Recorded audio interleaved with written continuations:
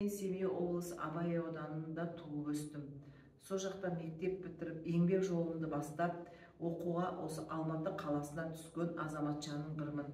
Қымбатты Қасым-Жомарт Тоқаев мырза, сізден біз осы мына Алматы облысы, басқа да облыстарда тұрып атқан, полигон зардабын шеккен көптеген азаматтардың атынан сізден өтініп сұрайтынымыз бар.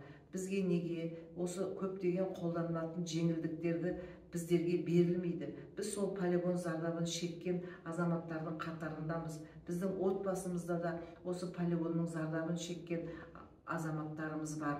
Біздің осы жақта қызмет жасап жүрген жерлерімізде біздің еңбек ақымызға қосылатын, зейнет ақымызға қосылатын, демалыс күндерімізге қосылатын ешқандай да жеңілдіктер қарастырылмаған.